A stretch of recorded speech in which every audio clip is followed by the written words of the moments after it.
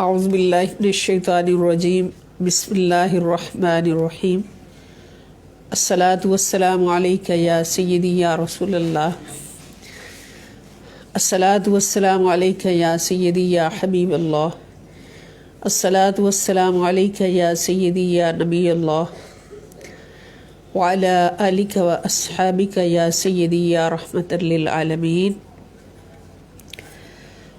الہدایہ قرآن class میں دورہ encyclopedia میں سب کو خوش آمدید۔ اللہ رب العزت سے التجا ہے، دعا ہے کہ اللہ پاک ہمیں اس راستے پر تا دم آخر استقامت عطا فرمائیں اور قرآن کریم کی صحبتوں سے ہمیں بھرپور فیضیاب ہونے کی توفیق عطا فرمائیں۔ یہ حضور شیخ الاسلام کا اس دور میں، اس صدی میں، اس امت مسلمہ پر بہت بڑا احسان ہے کہ انہوں نے 50 سال کی کاوش کے بعد ایک بہت بڑا تحفہ اس امت کو قرآنی انسائکلوپیڈیا کی صورت میں عطا فرمایا ہے کہ قرآن کریم کے اندر موجود 4000 موضوعات، 4000 سے زائد موضوعات، ان سب موضوعات پر جتنی آیات ہیں، جتنے دلائل ہیں، ان سب کو ہر موضوع کے تحت الگ الگ فرما کے ہر موضوع کے تحت اس کی تمام آیات پورے قرآن سے اکٹھی کر کے جمع فرما دی۔ بڑے کے لیے، بڑے عالم کے لیے اور کسی کم علم کے لیے بھی، بڑے عالم کے لیے تو مشکل ہونی نہیں، کم علم کے لیے بھی، کسی چھوٹے عالم کے لیے بھی کوئی مشکل نہیں ہوگی، بلکہ عوام کو حضور شیخ الاسلام نے یہ تحفہ عطا فرمایا کہ عوام میں سے بھی جو چاہے جس موضوع پر قرآن پاک سے دلائل اخذ کرنا چاہے اور قرآنی دلائل کے ساتھ بات کرنا چاہے تو بڑی آسانی سے وہ اس مقصد کی طرف رجوع کر سکتا ہے اور اس مقصد کو حاصل کر سکتا ہے۔ قرآنی انسائکلوپیڈیا کی طرف رجوع کر کے اس مقصد کو حاصل کر سکتا ہے۔ اور ہماری خوش قسمتی کہ ہم اس دور میں زندہ ہیں کہ حضور شیخ الاسلام کی صرف یہی کاوش نہیں، اس کے بعد الحمدللہ الکریم ان کا ایک اور بہت بڑا احسان امت مسلمہ رسیو کرنے والی ہے، اور وہ ہے انسائکلوپیڈیا آف سنہ۔ حضور علیہ السلام کی سیرت مطہرہ اور حضور کی سنت مطہرہ پر انسائکلوپیڈیا 40 جلدوں میں انشاءاللہ الکریم ہمارے ہاتھوں میں آ رہا ہے، اور یہ بھی حضور شیخ الاسلام کی ایک بہت بڑی کاوش ہے کہ ہمیں احادیث کی صورت میں، سیرت طیبہ کی صورت میں اور حضور علیہ السلام کی سنتوں کی صورت میں کسی بھی موضوع پر دلائل کی ضرورت ہے، کسی بھی موضوع پر سرچ کی ضرورت ہے، تو اللہ رب العزت کا بہت بڑا احسان ہم پر کہ حضور شیخ الاسلام کے وسیلے سے اللہ پاک نے یہ کام کروا دیا۔ یہ کام آج تک تاریخ اسلام میں نہیں ہوا جو آج ہمارے شیخ، ہمارے مرشد کامل حضور شیخ الاسلام پروفیسر ڈاکٹر محمد طاہر القادری مد ظلہ العلی نے فرما دیا، اتنی آسانی فرما دی۔ تو اللہ پاک سے التجا ہے کہ امت مسلمہ کے ہر فرد کو ایسی ہستی کی قدر کرنے کی توفیق عطا فرمائے، اور ایسی ہستی کو اپنی زندگی میں اس طرح سے شامل رکھنے کی کہ ہر لمحہ ان کی صحبتیں ہمیں نصیب رہیں، اللہ پاک توفیق عطا فرمائے۔ تو ہماری خوش قسمتی ہے کہ اللہ پاک نے ہمیں یہ موقع عطا فرمایا، اور یہ اللہ رب العزت کی توفیق سے ہوتا ہے، بندہ خود کچھ نہیں کر سکتا کہ ہم حضور شیخ الاسلام کے عطا کردہ اس تحفے کو اپنے سینوں میں اتاریں اور اپنی زندگی میں اس سے فیض حاصل کریں، اور یہ فیض فقط اپنے تک محدود نہ رکھیں بلکہ جہاں تک ہو سکے اس فیض کو پہنچانے کی کوشش کریں۔ تو آپ سب جانتے ہیں کہ ہم نے قرآن انسائکلوپیڈیا میں سب سے پہلا موضوع جو ہے وہ سٹارٹ کیا ہوا ہے، وہی ہمارا جاری ہے، جس میں ہم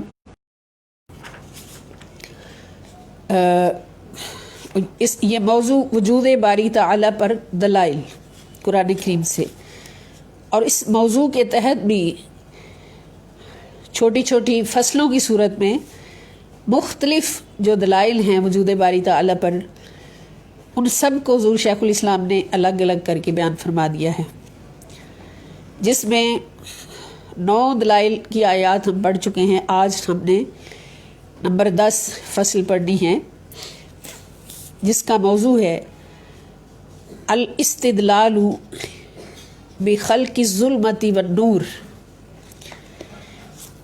کہ تاریکی اور روشنی کی تخلیق سے استدلال،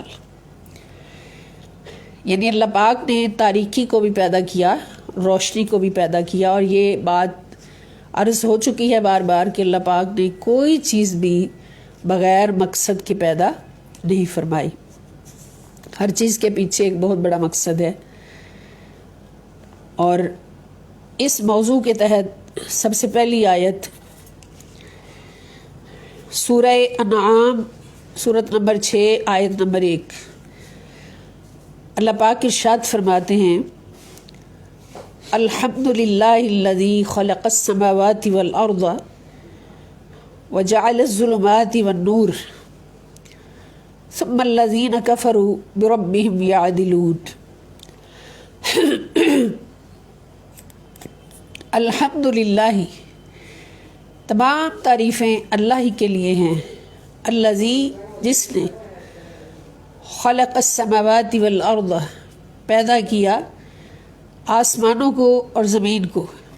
اب یہ الفاظ بار بار دہرائے جا رہے ہیں، جیسا کہ میں نے عرض کیا تھا کہ قرآن کریم میں ٹوٹل 2000 الفاظ ہیں، اور ان 2000 الفاظ میں سے ہماری خوش قسمتی ہے کہ ہم اردو بولنے والے ہیں، تو 1500 الفاظ جو ہیں عربی کے اردو میں کنورٹ ہوئے، تو ان کو سمجھنا ہمارے لیے کوئی مشکل نہیں ہے۔ اب یہی 2000 الفاظ ہو کے استعمال ہو رہے ہیں،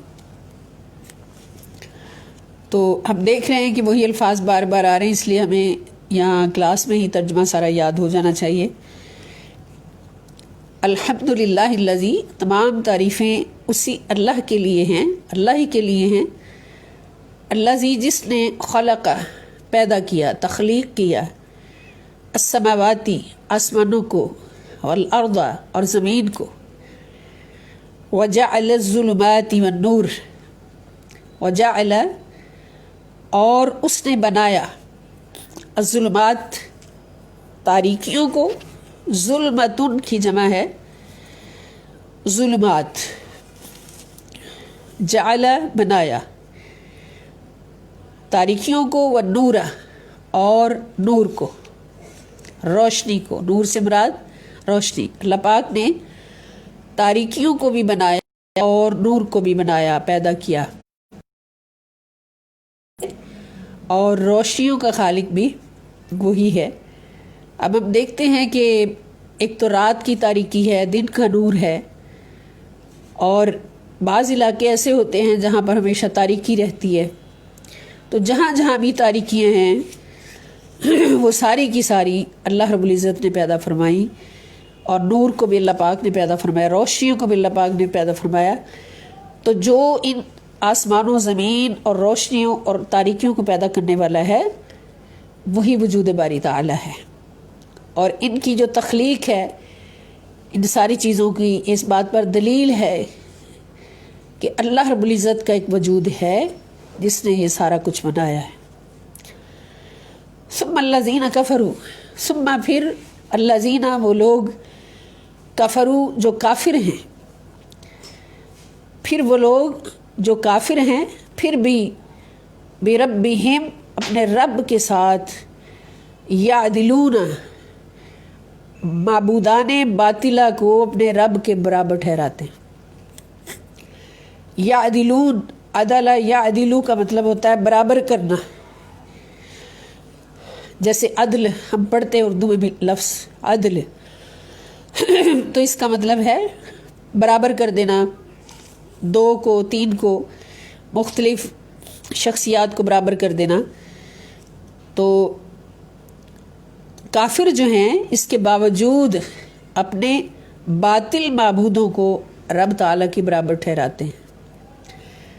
اب یہ جو لفظ ہے یعدلون، اس پر بھی میں نے عرض کیا تھا کہ اس وزن پر جو بھی لفظ آئے، یہ جمع فعل مضارع کا جمع کا صیغہ ہوتا ہے. اگر شروع میں یا ہو تو یہ یا بھی علامت مضارع ہے، اگر تا ہو تو یہ بھی علامت مضارع ہے. تو یہ یعدلون یا ہو تو یہ مذکر غائب جمع کا صیغہ ہے، فعل مضارع میں جمع مذکر غائب کا صیغہ ہے. اور اگر تا ہو تو تا کی معنی ہوتے تم، یہ مذکر حاضر جمع مذکر حاضر فعل مضارع کا صیغہ ہے. یعنی یفعلون یا یفعلون کے وزن پر جو بھی وزن آئے تو یہ جمع مضارع کا صیغہ ہوتا. اس میں میں نے آپ کو عرض کیا تھا کہ اس میں شروع کا جو علامت مضارع ہے اس کو الگ کریں. تو اگر یا ہے تو اس کا مطلب ہے وہ، اگر تا ہے تو اس کا مطلب ہے تم، اور آخر میں واو نون، تو واو نون کے معنی سب. تو معنی جب ہم ان دونوں کو الگ کرتے ہیں تو درمیان میں جو لفظ نکلتا ہے، درمیان میں جو کلمہ نکلتا ہے وہ اکثر اردو میں ہی ہوتا ہے، اردو میں استعمال ہوتا ہے. تو اس طرح سے ہم اردو کا لفظ جو ہے وہ عربی کے لفظ سے نکال لیتے ہیں اور اس سے ہمیں معنی بھی جلدی سمجھ آ جاتا ہے. اب درمیان میں ہے عدل، عدل کا مطلب ہے برابری. تو اس کا ترجمہ کرنا کسی کے لیے بھی مشکل نہیں ہوگا. یا کا مطلب وہ، واو نون سب، عدل برابری کرنا. وہ سب برابر ٹھہراتے ہیں، وہ سب برابر ٹھہراتے ہیں معبودان باطلہ کو اپنے رب کے برابر ٹھہراتے ہیں.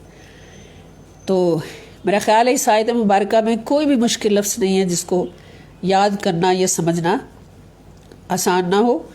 اور پھر اس کے اندر جو وجود باری تعالیٰ پر دلیل ہے وہ بھی سمجھ آ گئی. آسمان اور زمین کی تخلیق اور اندھیروں اور روشنیوں کی تخلیق.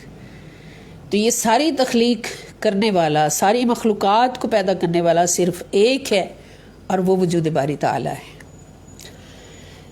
سورہ انعام 6 نمبر سورت آیت نمبر 1. اب دوسری سورت ہے، دوسری آیت اس موضوع کے تحت تاریکی اور روشنی کی تخلیق سے استدلال. یہ بھی سورہ انعام سورت نمبر 6 آیت نمبر 96 ہے، 96 نمبر آیت. اللہ پاک فرماتے ہیں کہ فالق الاصباح، فالق اس کلمے پر بھی پہلے بہت بحث ہو چکی ہے. یہ اس میں فاعل ہے، یعنی اندھیرے کو چاک کر کے، الاصباح دن کی روشنی نکالنے والا، فالق اندھیرے کو چاک کر کے نکالنے والا، الاصباح صبح کی روشنی، وہی صبح کی روشنی کو رات کا اندھیرا چاک کر کے نکالنے والا ہے. یہ بھی میرا خیال ہے یاد ہو گیا ہوگا اچھی طرح سے. وَجَعَلَ اللَّيْلَ، اور اسی نے بنایا ہے رات کو. جعل، یہ بھی بار بار آ رہا ہے لفظ جعل، بنانا. اور اسی نے بنایا ہے رات کو سکنن، سکون کے لیے، آرام کے لیے. یعنی رات جو اللہ پاک نے ہمیں دی ہے یہ کام کے لیے نہیں دی، یہ آرام کے لیے دی ہے. یہ پھرنے کے لیے، بازاروں میں پھرنے کے لیے، شاپنگز کرنے کے لیے، کاروبار کرنے کے لیے نہیں دی، اپنے آپ کو بے آرام کرنے کے لیے نہیں دی، بلکہ رات اللہ پاک نے آرام کے لیے دی. اور جب انسان اس رات کو آرام کے لیے استعمال کرے گا تو پھر وہ اس کا جسم جو ہے ہمیشہ تندرست رہے گا. اور اگر راتوں کو جاگے گا، الٹ کام کرے گا، دن میں سوئے گا، تو پھر اس کا جسم جو ہے وہ ہمیشہ بے سکون رہے گا. جسم کو اسی طرح سے استعمال کیا جائے جیسے اللہ رب العزت نے ہمیں فرما دیا، کیونکہ اسی کو پتہ ہے اس جسم کی سلامتی کس راستے پر ہے، کس طریق پر ہے، کس نظام پر ہے. اس نے بتا دیا کہ دن دیا ہے تمہیں کام کرنے کے لیے، رات دی ہے تمہیں آرام کرنے کے لیے، تو پھر یہ جسم جو ہے یہ اس راستے پر چلتا ہے تو پھر اس کی روح پرسکون ہوتی ہے، روح پرسکون ہوتی ہے۔ اور یہ یاد رکھیں کہ ہم آرام اور سکون کو ایک ہی لفظ سمجھے ہوئے ہیں، ایک ہی مفہوم سمجھے ہوئے ہیں۔ آرام جسم کے لیے ہوتا ہے اور سکون روح کے لیے ہوتا ہے۔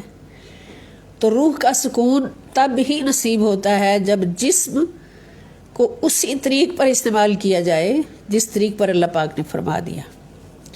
جب اس سے ہٹ کر استعمال ہوگا تو پھر نہ جسم آرام پا سکے گا اور نہ ہی روح سکون پا سکے گی۔ فالق الاصباحی تو وہی صبح کی روشنی کو رات کا اندھیرا چاک کر نکالنے والا ہے، اور وجعل اللیل سکنا، اور اسی نے بنایا ہے رات کو سکون کے لیے، آرام کے لیے، والشمس، اور سورج کو بنایا ہے، والقمر، اور چاند کو بنایا ہے، حسبانا، حساب اور شمار کے لیے۔ اس پر بھی بحث گزر چکی ہے۔ ذالک تقدیر العزیز العلیم، اور یہ بہت بڑے غالب اور بہت بڑے علم والے رب کا مقرر کرتا اندازہ ہے۔ ذالکہ یہ تقدیر اندازہ ہے، العزیز بڑے غالب، بہت غالب، العلیم اور بڑے علم والے رب کا مقرر کردہ اندازہ ہے۔ تو صبح کی روشنیوں کو بھی وہی پیدا کرتا ہے اور رات کو بھی وہی بناتا ہے سکون کے لیے۔ تو اس آیت مبارکہ میں بھی ہمارے لیے میرا خیال کوئی لفظ مشکل نہیں ہے، اور اس کا مفہوم سمجھنا بھی مشکل نہیں ہے کہ صبح کی روشنیوں کو رات کو چیر کر نکالنے والا، اور رات کو بنانے والا، اور سورج اور چاند کو بنانے والا حساب کے لیے وہی وجود باری تعالیٰ ہے۔ تیسری نمبر آیت ہے سورہ نوح، سورت نمبر 71 اور آیت نمبر 16۔ اس میں اللہ پاک فرماتے ہیں جعل القمر فیہن نورا وجعل الشمس سراجا، وجعل القمر، اور اسی نے بنایا، روشن کیا، القمر، چاند کو، فیہن، ان کے درمیان، نورن، روشنی بنا کر، اور اسی نے ان میں چاند کو روشن کیا، وجعل الشمس سراجا، اور اسی نے سورج کو چراغ یعنی روشنی اور حرارت کا منبع بنایا۔ اسی نے سورج کو چراغ بنایا۔ سراج، اس پر بھی لفظ سراج پر بھی بحث ہو چکی ہے کہ سراج اس کو کہتے ہیں جو دو چیزیں مہیا کرتا ہے، ایک روشنی دیتا ہے اور دوسرے حرارت دیتا ہے۔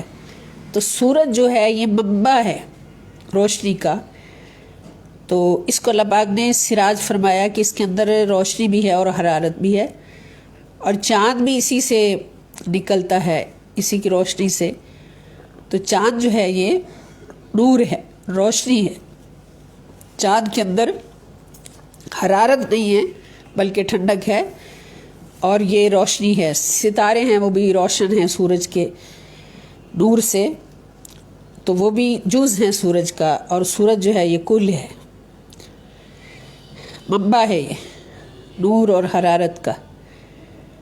تو ان کو بھی اس آیت مبارکہ کے اندر بھی یہی دلیل ہے کہ چاند نور ہے، سورج سراج ہے۔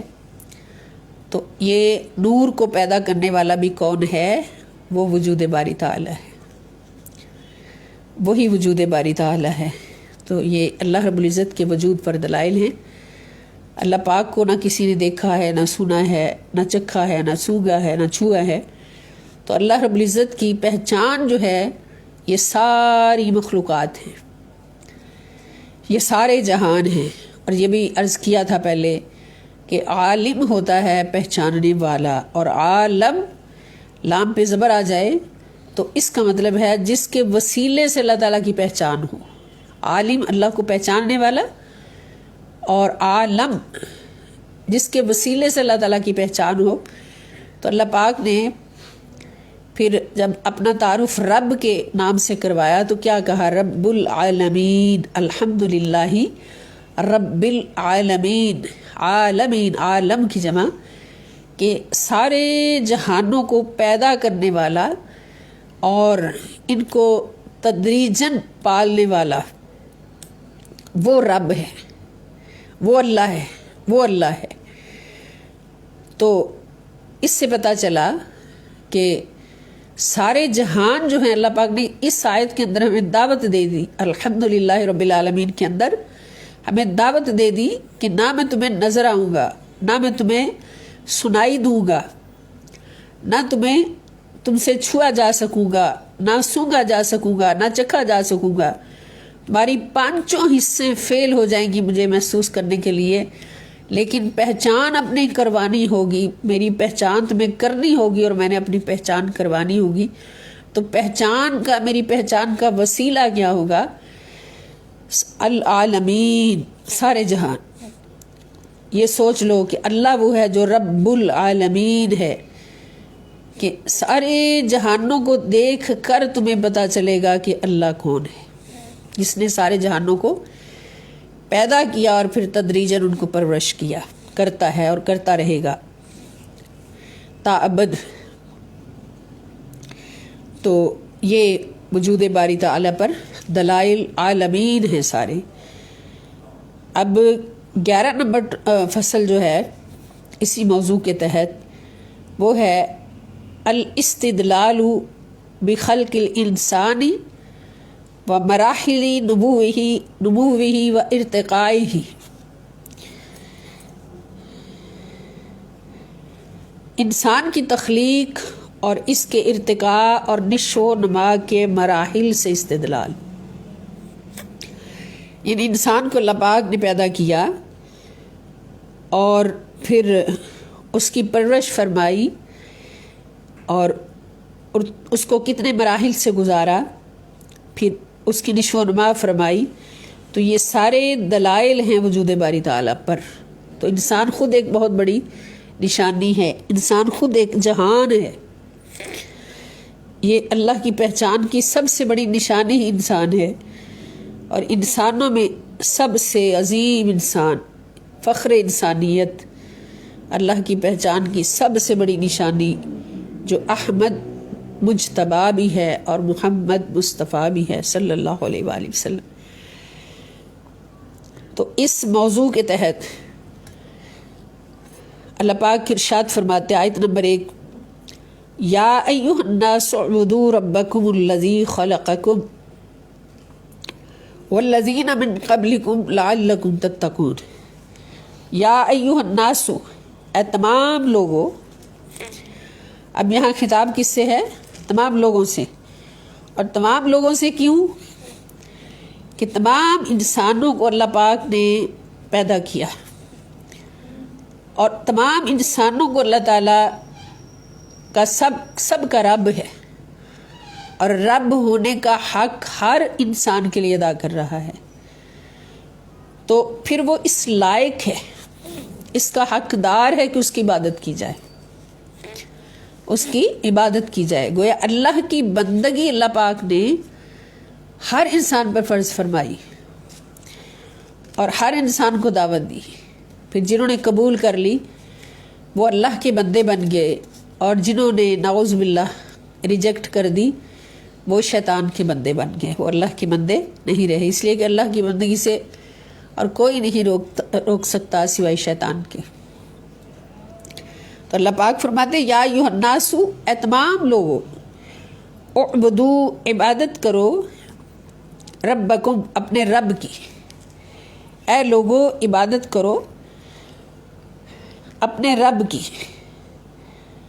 الذی، جس نے خلقکم، پیدا کیا تمہیں، والذین، اور ان لوگوں کو بھی پیدا کیا، من قبلکم، جو تم سے پہلے تھے۔ یعنی حضرت آدم علیہ السلام سے لے کے اب تک سب کو کس نے پیدا کیا؟ اللہ نے۔ اللہ کے سوا کسی کی مجال ہی نہیں کہ کوئی ایک انگلی میں کسی کی پیدا کر سکے۔ اور پیدا کس لیے کیا؟ لعلکم تتقون. ساتھ پیدا کرنے کا مقصد اللہ پاک نے بتا دیا کہ تمہیں اس دنیا میں اس لیے پیدا کیا. اس دنیا کی پیدائش کی بات ہو رہی. پہلے عالم ارواح میں روحوں کی صورت میں پیدا کیا، پھر ان روحوں کو لباس انسان پہنا کر اس دنیا میں بھیجا. تو اس ساری پیدائش کا مقصد کیا ہے؟ مقصد ہے کہ تم پرہیزگار بن جاؤ، تم متقی بن جاؤ. یعنی اس دنیا میں بھیجنے کا مقصد اللہ پاک نے سارا بتا دیا، پیدا کرنے کا، کہ تمہیں اشرف المخلوقات بنا کر، سب سے اشرف مخلوق، سب سے حسین مخلوق. 4 قسمیں کھا کے اللہ پاک نے فرمایا کہ لقد خلقنا الانسان فی احسن تقویم، کہ بے شک ہم نے انسان کو سب سے اعلیٰ صورت پر، سب سے اعلیٰ سیرت پر پیدا کیا، سب سے اعلیٰ نظام زندگی عطا کیا، تو سب سے اعلیٰ حسن عطا کیا، ہر نعمت سے نوازا، ہر عظمت انسان کو عطا فرمائی. تو یہ سارا کچھ کس لیے کیا؟ تاکہ تم اپنے اس مقام کو سمجھتے ہوئے اس مقام پر قائم رہو، اور اس دنیا میں آ کر اس کی آلائشوں سے اپنے آپ کو خراب کر کے نہ اس دنیا سے جاؤ، بلکہ اللہ رب العزت کے دیے ہوئے نظام کے تحت، اس نے جن چاہتوں اور محبتوں سے تمہیں پیدا کیا، تو احسن تقویم کے مقام پر قائم رہنے کے لیے اللہ پاک نے تمہیں ایک نظام بھی دیا. تو اس نظام کے تحت چلتے ہوئے اپنے آپ کو ہر ناپاکی سے، ہر گندگی سے، ہر حرام سے، ہر نافرمانی سے، ہر گناہ سے، ہر معصیت سے بچا کے تو پاک صاف ستھرے ہو کر اللہ تعالیٰ کی بارگاہ میں جاؤ. اس دنیا میں لانے کا مقصد اس سے ہمیں پتہ چلا کہ ایک امتحان ہے بندے کا، اور امتحان صرف یہی ہے کہ اس دنیا سے گزرتے ہوئے پاک صاف ستھرے ہو کے گزرنا ہے. اس دنیا میں جو برائیوں کے اور گناہوں کے اور نافرمانیوں کے کانٹے ہیں، کیچڑ ہیں، ان سے اپنے دامن کو داغدار نہیں کرنا، ورنہ قیامت کے دن پچھتانا پڑے گا. جیسے کسی نے کہا کہ چٹی چادر عملہ والی اینو داغ نہ لاوی جھڑیاں، حشر دہاڑے پھر نہ آکھی ہائے ربا کی بنیا. تو اللہ پاک نے پرہیزگاری سے زندگی گزارنے کے لیے یہ زندگی عطا فرمائی ہے، پاک زندگی گزارنے کے لیے یہ زندگی عطا فرمائی. اور یہ بات میں پہلے عرض کر چکی ہوں کہ تقویٰ کا مطلب نماز پڑھنا نہیں ہے، روزہ رکھنا نہیں ہے. تقویٰ کا مطلب نیکیاں کرنا نہیں ہے، بلکہ تقویٰ کا مطلب ہے ہر گناہ سے بچنا. تقویٰ کا مطلب ہے ہر نافرمانی سے بچنا، ہر حرام سے بچنا، ہر آلائش سے بچنا، اور اس دنیا سے گزرتے ہوئے اس طرح سے گزرنا کہ کسی طرف سے بھی ہمارا دامن جو ہے وہ کانٹوں سے چاک نہ ہو اور برائیوں سے داغدار نہ ہو. اس دنیا کے جو کیچڑ ہیں ان سے ہمارا دامن داغدار نہ ہو. تو اس مقصد کے لیے اللہ پاک نے ہمیں پیدا کیا. تو اس آیت مبارکہ کے اندر بھی اللہ رب العزت نے انسانی تخلیق کا ذکر فرمایا کہ جو تمہاری پیدائش ہے، تم سے پہلوں کی پیدائش ہے، یہ اس بات پر دلیل ہے کہ تمہیں پیدا کرنے والا ایک خدا ہے، اور وہی وجود باری تعالی ہے. یہ سورہ بقرہ سورت نمبر 2 ہے، آیت نمبر 21 جو ہم نے پڑھی. اس سے اگلی آیت نمبر 2 ہے هو الذی یصورکم فی الارحام کیف یشاء لا الہ الا هو العزیز الحکیم. یہ سورت آل عمران سورت نمبر 3 ہے، آیت نمبر 6 ہے. هو الذی، وہی اللہ ہے جو یصورکم، یصورو، صورہ ماضی ہے، یصورو فعل مضارع ہے. اس کے شروع میں یا جو ہے یہ بتا رہے یہ فعل مضارع ہے، اور یہ واحد کا صیغہ ہے. اگر یصورون ہو تو یہ جمع کا صیغہ ہوگا. یصورو، صورہ یصورو، اس کا مطلب ہے تصویر بنانا، صورت بنانا. تو یہ لفظ بھی اردو میں استعمال ہوتا ہے. کم، تمہاری، وہی ہے جو تصویر بناتا ہے تمہاری، صورتیں بناتا ہے تمہاری، فی الارحامی، ماؤں کے رحموں میں، ماؤں کے رحموں میں تمہاری تصویر بناتا ہے.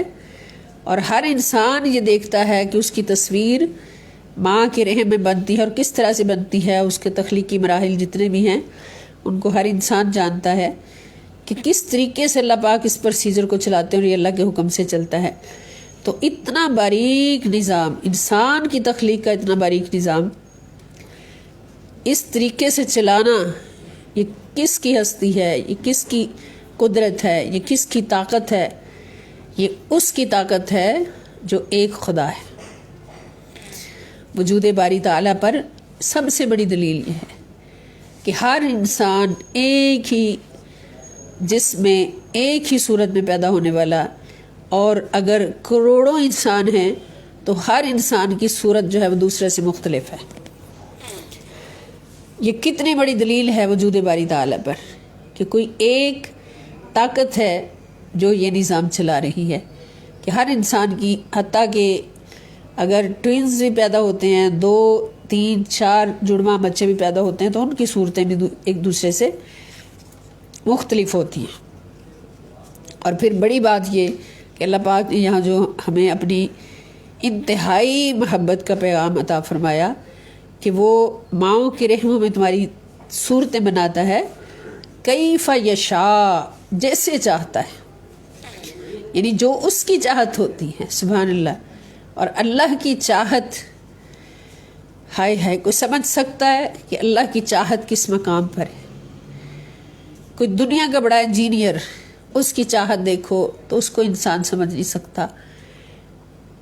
اور جو خالق کائنات ہے، انسان کے بارے میں اللہ پاک نے فرمایا کہ جو اس کی چاہت ہوتی ہے اپنی چاہت سے، اس کا مطلب ہر انسان کی صورت جو ہے وہ اللہ کی چاہت ہے، اللہ کی چاہت ہے۔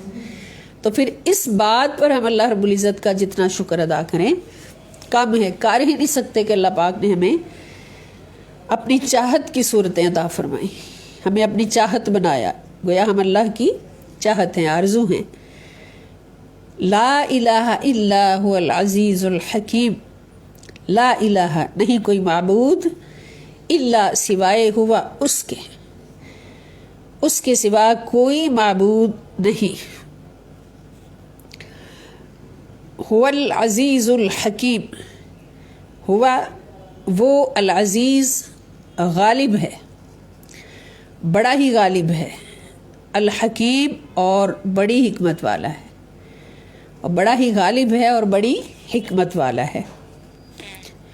تو اس کے اندر بھی اللہ پاک تخلیق انسان کی بات فرما کے تو اپنے وجود پر دلیل عطا فرما رہے ہیں، اور اس سے بڑی دلیل میرا خیال ہے کوئی اور سامنے نہیں آ سکتی۔ ساری کائنات ہمارے سامنے ہے، جہان ہمارے سامنے ہے، مگر تخلیق انسانیت جو ہے اس کی دلیل جو ہے سب سے بڑی، یہ سورۃ آل عمران، سورت نمبر 3 اور آیت نمبر 6۔ اس سے اگلی آیت ہے آیت نمبر 3 اس موضوع کے تحت۔ اللہ پاک فرماتے ہیں کہ یا ایھا الناس اتقوا ربکم الذی خلقکم، یا ایھا الناس، اے لوگو، یہ عام لوگوں سے خطاب ہے۔ اتقوا، ڈرو، تقوی اختیار کرو، ربکم، اپنے رب سے، ڈرو اپنے رب سے، الذی، جس نے، خلقکم، پیدا کیا تمہیں، تمہاری تخلیق اللہ کے وجود پر دلیل ہے۔ من نفس واحدۃ، کیسے پیدا کیا؟ ایک جان سے، ایک جان سے پیدا کیا۔ وخلق منہا زوجہا، وخلق، اور پیدا کیا، منہا، اس ایک جان سے، زوجہا، اس کا جوڑا، یعنی حضرت آدم علیہ السلام کو اللہ پاک نے، حضرت آدم علیہ السلام کی عظمت یہ ہے کہ اللہ تعالیٰ نے ان کے جسم کو خود اپنے ہاتھوں سے، سبحان اللہ، مٹی کو گوندھ کے اور اس میں کیا کیا جواہر شامل کر کے، تو اللہ پاک نے اپنی پوری چاہتوں سے ان کے جسم کو بنایا، اور پھر اس کے اندر اپنی روح پھونکی، اور پھر مسجود ملائکہ بنایا، سارے فرشتوں سے سجدہ کروایا، اور جس نے سجدہ نہ کیا، انکار کر دیا، اس کو شیطان قرار دے کر اپنی بارگاہ سے رد فرما دیا ہمیشہ کے لیے۔ اور پھر اس کے بعد جو عظمت عطا فرمائی، فرمایا انی جاعل فی الارض خلیفہ، کہ پھر آدم کو اپنا خلیفہ بنایا۔ تو یہ خلافت تو حضرت آدم علیہ السلام کے بعد سارے تمام بنی آدم کے لیے ہے، سوائے ان کے جو ظالم ہیں، جو اللہ رب العزت کے در سے ہٹے ہوئے ہیں۔ تو جو بھی اللہ رب العزت کے نظام کو فالو کرنے والے، وہ سب اللہ کے خلفاء ہیں۔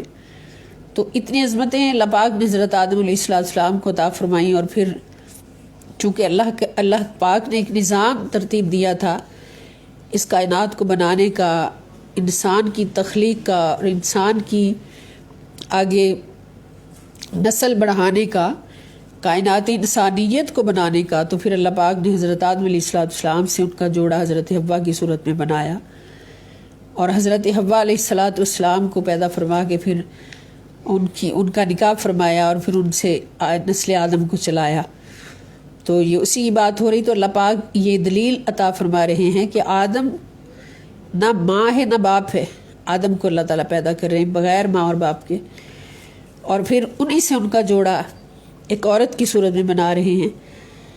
اور پھر اس کے بعد یہ مراحل ہیں نا سارے نسل انسانی کے، کہ اللہ پاک نے ایک جان سے تمہیں پیدا کیا، اور وخلق منہا زوجہا، پھر پیدا کیا اس سے اس کا جوڑا، وبث منہما رجالا کثیرا ونساء، وبث، اور پھیلا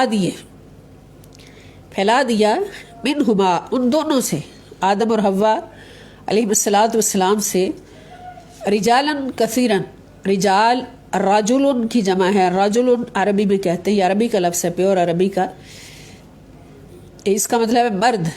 رجال رجل کی جمع ہے، مرد زیادہ، کثیرن بہت زیادہ، ونساء اور عورتیں، بہت زیادہ عورتیں۔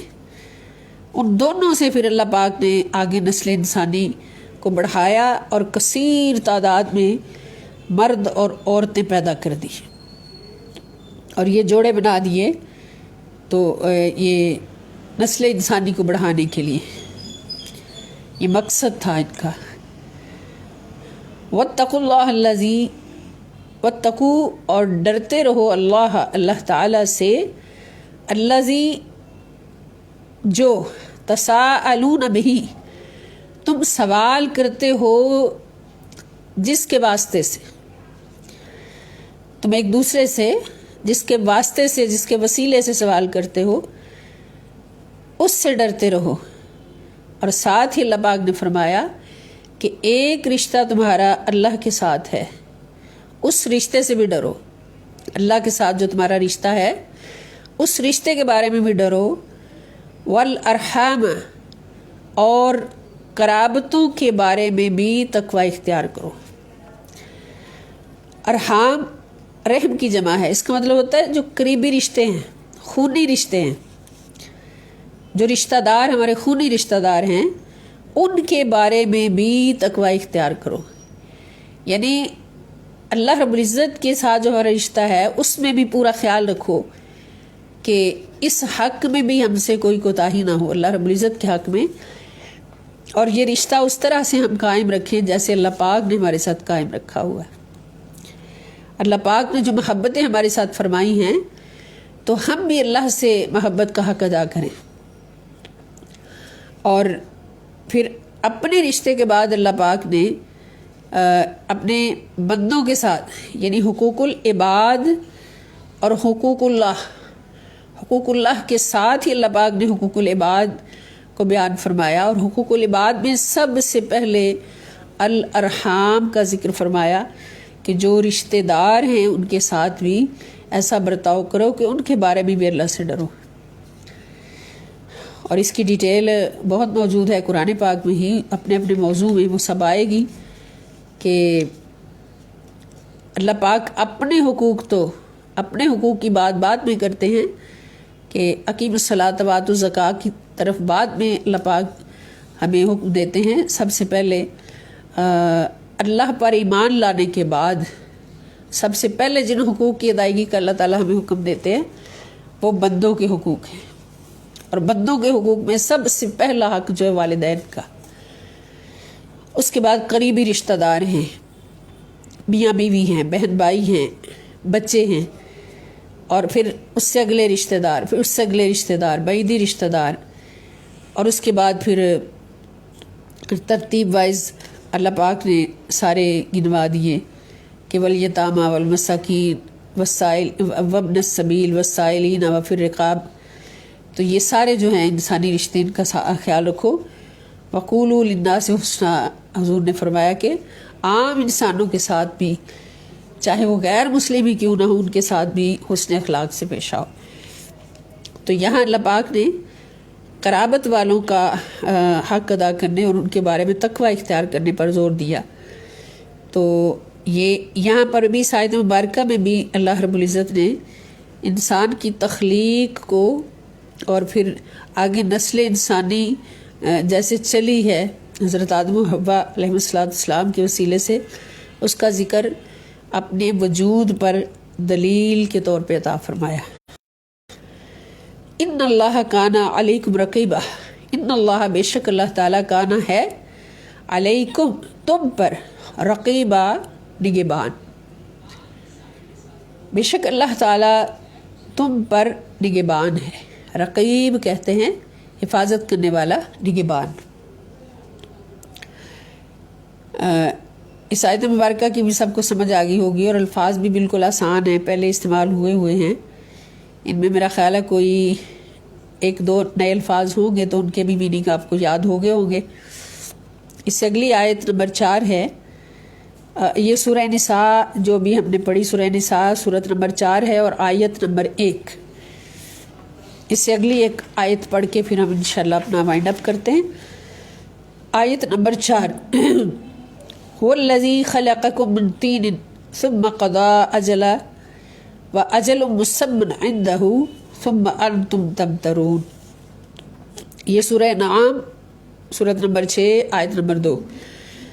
اللہ پاک فرماتے ہیں هو الذی، اللہ وہی ہے جس نے خلقکم پیدا کیا تمہیں، من طین مٹی سے، مٹی کے گارے سے. تین کہتے کیچڑ کو، گارے کو. یعنی حضرت آدم علیہ السلام کا جب اسٹرکچر بنایا اللہ پاک نے تو پہلے مٹی کو گارا بنایا. تو یہ پہلا مرحلہ جو ہے اللہ پاک بیان فرما رہے ہیں کہ جس نے تمہیں مٹی کے گارے سے پیدا فرمایا. ثم قضا اجلا، پھر اس نے تمہاری موت کی میعاد مقرر کر دی. یعنی مٹی کے گارے سے پیدا فرمایا. تو یہاں حضور شیخ الاسلام اس کی بھی یعنی حقیقت بیان فرما رہے ہیں ترجمے کے اندر ہی کہ یعنی کرۂ ارضی پر حیات انسانی کی کیمیائی ابتدا اس سے کی. یعنی کرۂ ارضی پر، اس زمین پر حیات انسانی کی کیمیائی ابتدا. کیمیائی ابتدا یعنی انسان کو کن کن چیزوں سے جوڑ کر بنایا گیا. تو اس کی ابتدا کس سے کی ہے؟ کیمیائی ابتدا گارے سے کی ہے، مٹی کے گارے سے. پھر اس نے ثم قضا اجلا، ثم قضا پھر اس نے مقرر فرما دی اجلاً موت کی میعاد ہر انسان کے لیے. یعنی جب اللہ تعالیٰ انسان کو پیدا فرماتے ہیں اس کے ساتھ ہی اس کی موت کا وقت بھی مقرر کر دیا جاتا ہے. وَأَجَلُ مُسَمًّى عِندَهُ، اور قیامت کا انعقاد پذیر ہونا وہ بھی معینہ وقت اسی کے پاس ہے. اجل مسمن، اجل وقت مسمن مقرر کیا ہوا. اور کس چیز کا؟ قیامت کا. قیامت کا مقرر کیا ہوا وقت جو ہے وہ بھی عندہ اسی کے پاس ہے. ثم انتم تمترون، پھر تم شک میں پڑتے ہو. پھر بھی تم اللہ کے بارے میں شک میں پڑتے ہو کہ سارا نظام چلتا دیکھ رہے ہو انسانوں کی تخلیق کو دیکھ رہے ہو، تخلیقی مراحل کو دیکھ رہے ہو اور پوری کائنات کا نظام دیکھ رہے ہو، پھر بھی تم اللہ پر ایمان کیوں نہیں لاتے؟ تو یہ سارے دلائل ہیں وجود باری تعالی پر، لیکن جو کافر ہے وہ پھر بھی نہیں مانتا، جو نہیں مانتا وہ کافر ہے، جو مانتا ہے وہ مومن ہے۔ اللہ پاک ہمیں قرآن پاک سے وہ سارے پیغامات، احکامات سمجھنے اور اپنی زندگیوں میں نافذ کرنے کی توفیق عطا فرمائے کہ جس اعلیٰ مقصد کے لیے اللہ پاک نے ہمیں یہ قرآن عطا فرمایا ہے۔ وما علی الا البلاغ المبین۔ والسلام علیکم ورحمۃ اللہ وبرکاتہ۔ کل بھی انشاءاللہ الکریم امید ہے کہ کلاس اسی ٹائم ہوگی، اگر صبح دن میں ہونی ہوئی تو پھر ہم میسیج کر دیں گے۔ وإلی اللقاء انشاءاللہ الکریم۔